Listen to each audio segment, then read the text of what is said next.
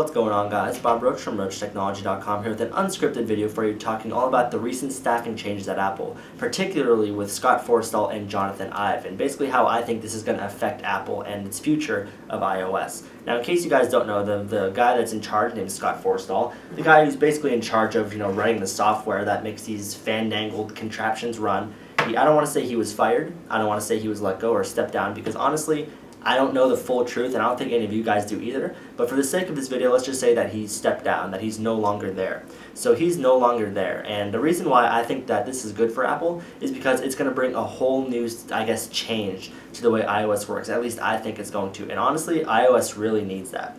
Now, it's no secret that I love Apple. I love using what they have to offer. Their software works very, very nicely, especially when it comes to syncing between OS X and iOS. I love having everything there. But iOS has gotten stale. Back in 2007 when the iPhone first came out, it was just an awesome platform. It's something that we really haven't seen before, and it was definitely the most innovative, probably piece of software we've ever seen, especially in the mobile world. But over the past couple years, the 3G came out, it was still awesome. Even up to the iPhone 4, it was still top-notch, top-rate. And at that point, we had Android and other alternatives, but they really were half-baked products. In the last year or two, I have to say that Android has really caught my attention, especially even just in these last few months. The release of phones like the Galaxy S3, especially the Galaxy Note, the Note 2 to be specific, they've actually really, it's to the point that it's really got my attention to that. I'm looking into these Android phones.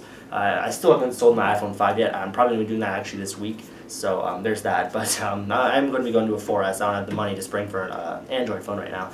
That's beside the point, but regardless, I have to say that Android is just looking very attractive lately. I mean, iOS still has that place on my heart, especially just because of how well it works with OS X, but in terms of features, iOS simply has not changed. And the reason that I think Scott Forstall stepping down is that I think he's pretty much the guy that's been in charge of that sort of thing.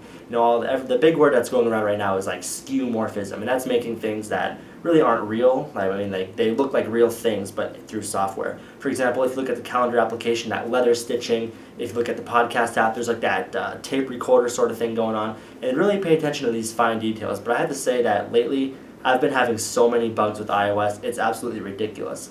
And the big thing for Apple with me is that you can turn it on and it just works. I mean, that's basically Apple's reputation. You pay more so that you can hit that button and just it's going to work. And lately, even with iOS 5, especially with iOS 6 with Maps and now Siri and everything, it's just more buggy than ever before. And I think Apple can do better than that. Whether this is all Scott Forstall's fault or not, really not that big. Not really the point here.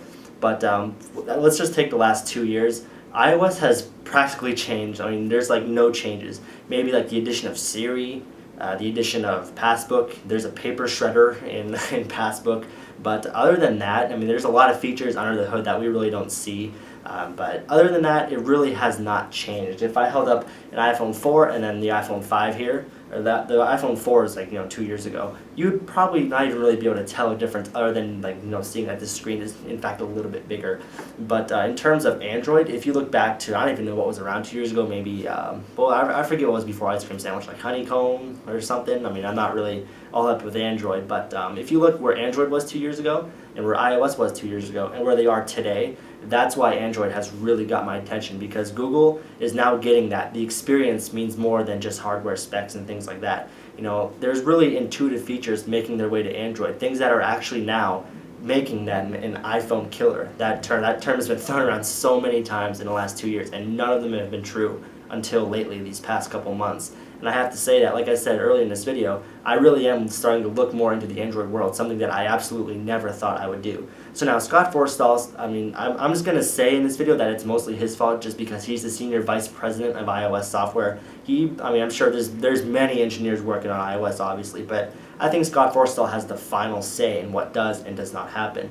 And I think, it makes sense to me that the reason that nothing has changed is because Scott Forstall doesn't think it needs to be changed.